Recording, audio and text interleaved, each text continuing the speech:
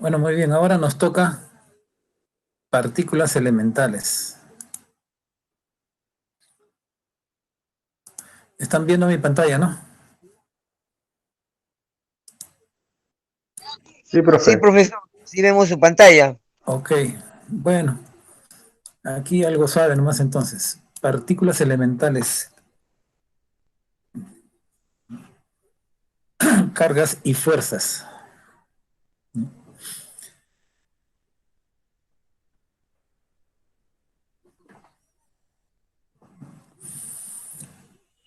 Bueno, antes de 1900 se describía la materia por medio de átomos, ¿no? No se conocía, existían incluso los átomos, ¿no? Pero se podría decir que en aquellos momentos entonces se decía que ya conocíamos todo el mundo, ¿no? Ya no había nada que descubrir para los físicos, ¿no? Pero ahí llegó el átomo, ¿no? Y ya se pusieron a mosca, ¿no? Para decir, ¿qué es el átomo? Se dijo entonces que el átomo podía explicar todas las reacciones químicas, ¿no?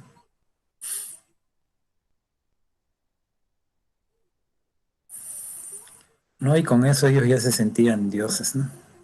Los físicos, los químicos, los ingenieros solamente aplicaban, ¿no? Pero también eran científicos en aquellas épocas, ¿no?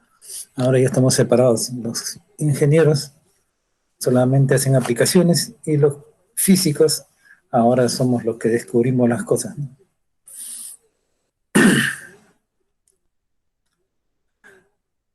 Pero no se comprendía la diferencia entre átomo y el mecanismo de la reacción química, ¿no?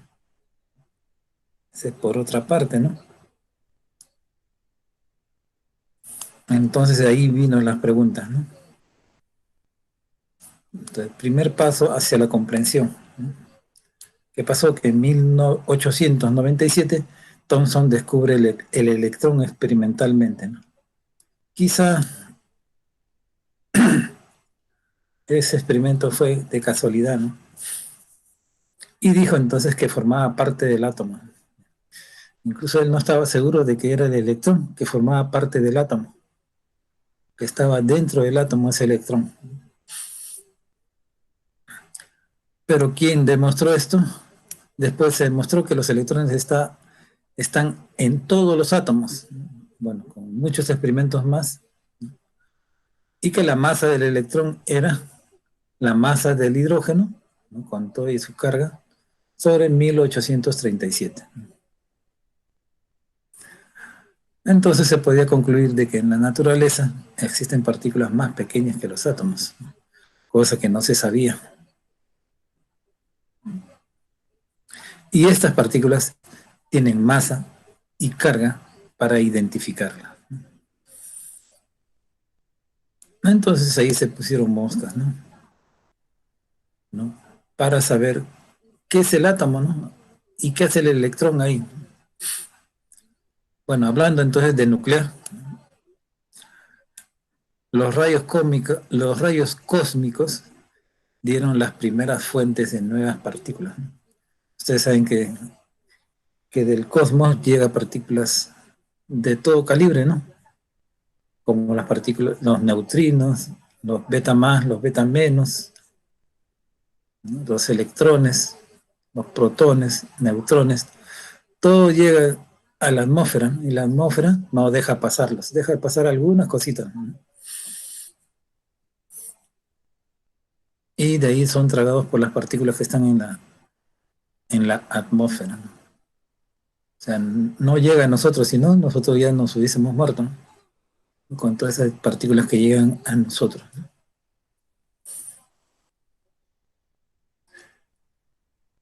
Después se lograron acelerar las partículas elementales, por ejemplo, los electrones, ¿no? Que salían de fuentes naturales, ¿no?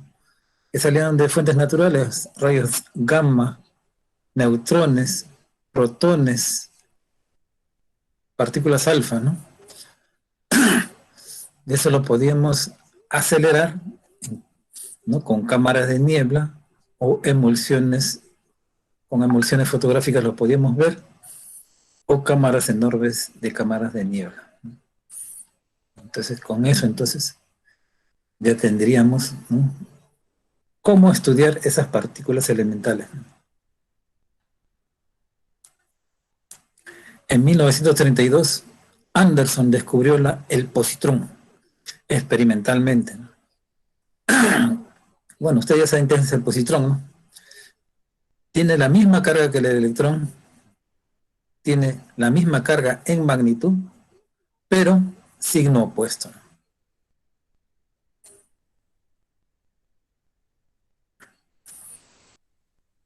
¿Ya? Pero esa partícula no se preveía, ¿no? Dijo, ¿qué pasó acá? ¿Qué es el positrón? Anderson lo creían de repente loco en aquel momento, ¿no? Pero quien Dirac ya lo había predicho, que había sido predicha por Dirac. Dirac ya había predicho eso, ¿no?, que la existencia del positrón, ¿no?, al aplicar la mecánica relativista a la ecuación de onda, o sea, la ecuación de Schrödinger, ¿no? Se explica entonces las propiedades de simetría de la teoría de la relatividad invirtiendo el signo algebraico. Eso quiere decir que él tenía, ¿no?, una ecuación diferencial o sea, una ecuación de Schrödinger para el electrón, ¿no?, y cambiándole de signo, él preveyó la existencia del positrón, ¿no?, solamente invirtiéndole, cambiándole de signo, ¿no?, y con eso se tuvo una simetría, ¿no? Se descubrió que esas ecuaciones eran simétricas, ¿no?, y que los resultados podían prever también podían prever la existencia de partículas con signos cambiados, ¿no?, en este caso el positrón, ¿no? Y justo ahorita me acaba de llegar el libro de Dirac, ¿no?, Introducción a la mecánica cuántica, creo que se llama. Ya les envié por WhatsApp las clases en PDF.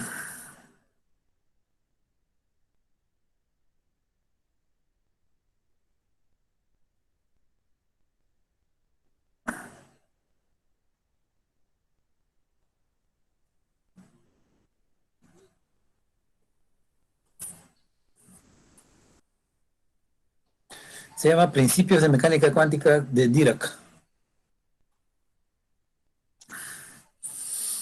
Dirac era matemático, ¿no? A cualquiera que lo desee, yo se lo puedo mandar, aquí lo tengo en mi celular. Claro que ustedes también lo pueden encontrar en internet, debe estar en PDF, colgado miles de veces. Y está en español. Muy bien, entonces se concluyó que la naturaleza debería tener esta simetría.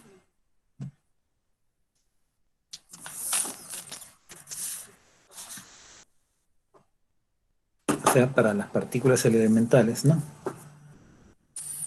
para la existencia de partículas elementales. Con eso, entonces, por esto se aplican el cambio de signo a la matemática de las partículas elementales y dar validación a otras partículas elementales, ¿no? O sea, con este cambio de signo podríamos prever la existencia de otras partículas, ¿no?, con signo cambiado. Una simetría solamente con el cambio de signo. Entonces se pusieron a mosca y comenzaron a hacer eso, seguro, ¿no? Y comenzaron a descubrir varias propiedades de las partículas elementales, ¿no? Un gran número de partículas elementales se han descubierto por este método. Aquí algunas propiedades de las partículas elementales, ¿no? Tienen masa en reposo, ¿no?, tienen carga eléctrica, ¿no?, puede ser positivo o negativo, ¿no? Puede tener masa en reposo o si no es pura energía, ¿no? Momento angular intrínseco, eso quiere decir que es el momento angular, ¿no?, que viene de la naturaleza, ¿no? Intrínseco viene de la naturaleza. Por ejemplo, su spin, ¿no? Aquí hay que borrar la E, ¿no?, spin, ¿no?, en inglés, o spin en español. Y aquí falta un acento. Ustedes saben entonces que el spin es de forma natural, ¿no? Siempre se da la idea de que el electrón está girando alrededor de su eje, así como la Tierra gira alrededor de su eje, el electrón también gira de esa manera, ¿no? Por eso es que es intrínseco, ¿no? Es natural, ¿no? Momento angular natural, intrínseco o spin, llamado spin, ¿no? Número cuántico.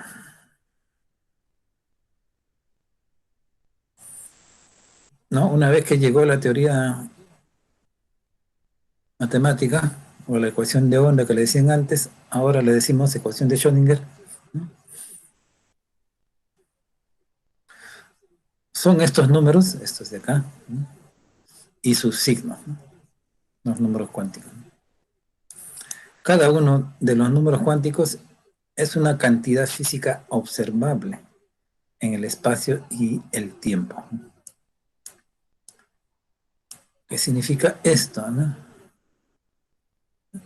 Cantidad física observable es una cantidad física medible.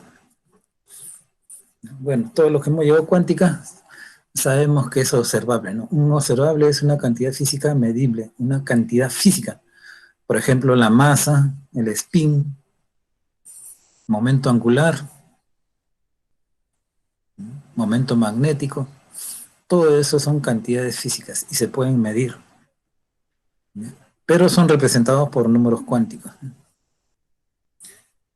Y todavía en el espacio y el tiempo, ¿no? O sea, necesitamos una herramienta más, así como hace el profesor Teófilo, ¿no? Que se dedica a estudiar todo esto, ¿no? Todos estos números cuánticos.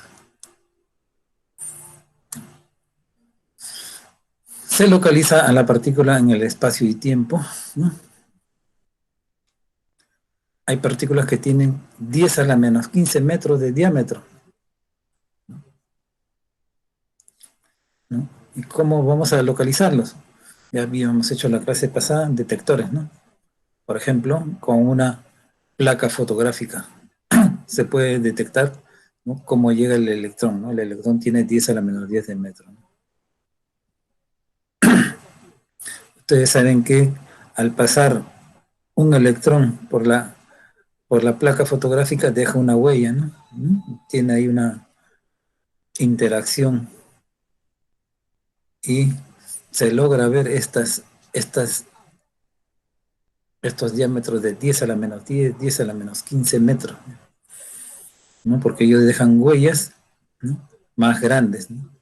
Y al ser fotografiadas, ¿no?, reveladas y fotografiadas estas placas fotográficas y vistas todavía con un microscopio, porque también son bien pequeñas, entonces se puede ver, ¿no?, se puede localizar, se puede sacar su velocidad y su energía, ¿no?, como habíamos visto en el capítulo anterior, ¿no? Vamos a ver una figura.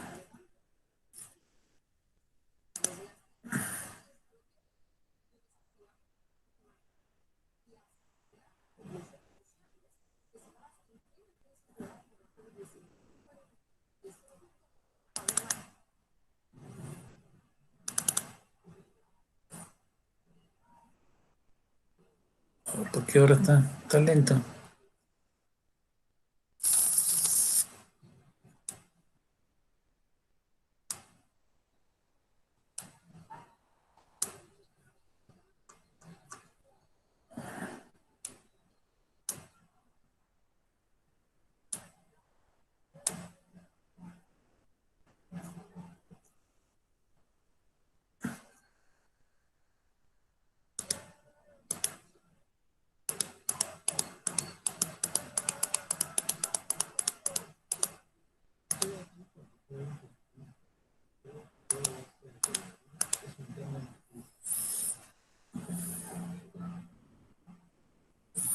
Esta, por ejemplo, ¿no?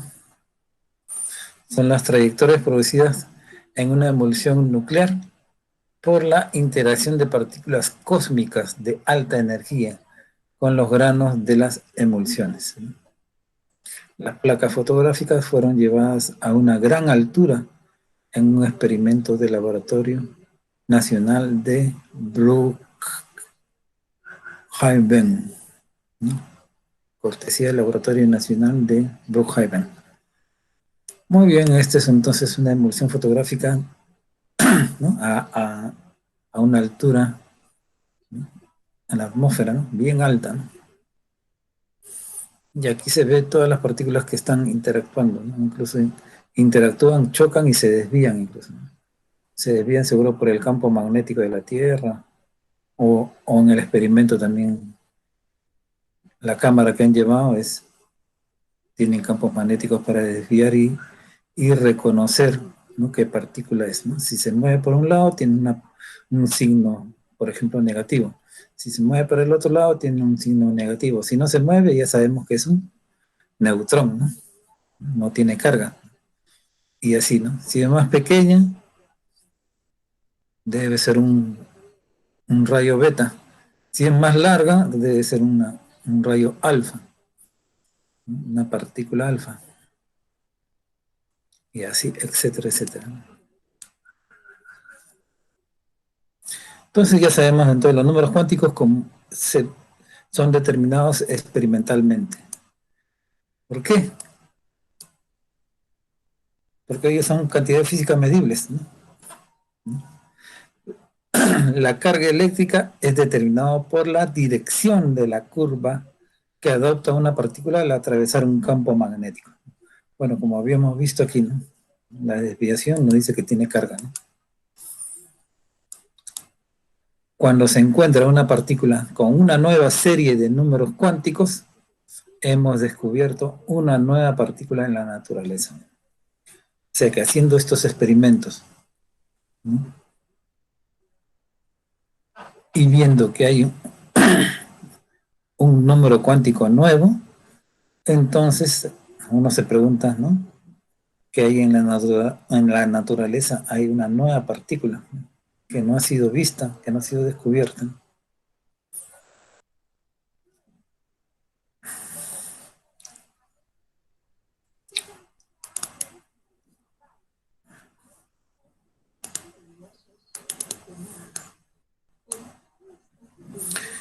¿Y cuáles son esos números cuánticos? Números cuánticos de las partículas elementales, ¿no? Entonces, en esta parte examinaremos los números cuánticos de las partículas elementales. Se puede especular que las partículas elementales no son elementales y que los números cuánticos no están aún completas, ¿no? ¿No? ¿Por qué? Porque se puede prever de que existen otras partículas, ¿no? Que no hemos visto en la naturaleza, ¿no? Pero aquí algunos números cuánticos. Por ejemplo, la masa en reposo,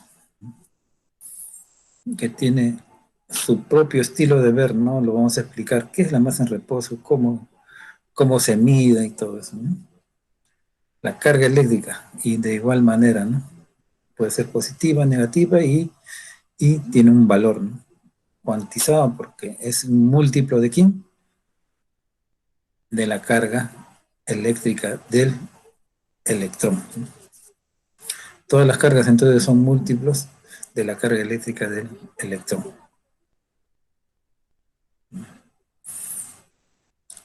El spin, o sea, es el momento lineal, ¿no? Y el momento magnético. La estadística, el isospin, el número corpuscular, la extrañeza, la paridad y la hipercarga. Todo eso vamos a ver, ¿no? Explicar cada uno de estos, ¿no? De estos números cuánticos, ¿no? Que son medibles, ¿no? Ustedes ven que son cantidades físicas y se pueden medir, ¿no? Entonces ya mañana a las 11, entonces nos vemos para explicar cada uno de estos puntos y terminar este capítulo.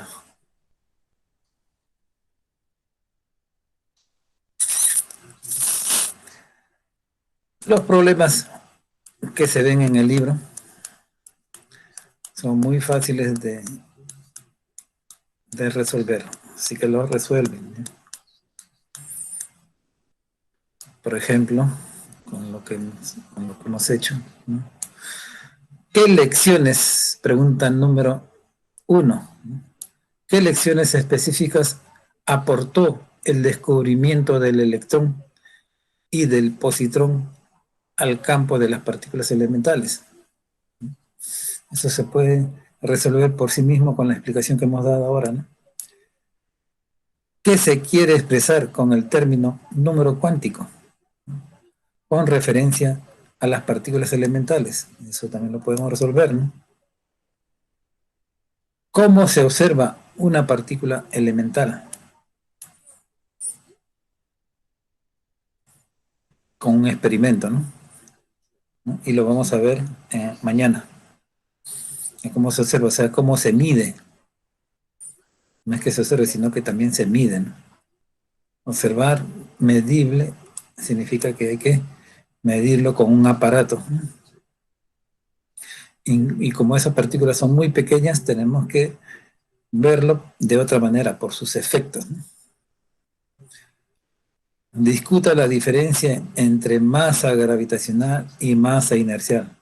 A partir de aquí ya es la próxima clase, ¿no?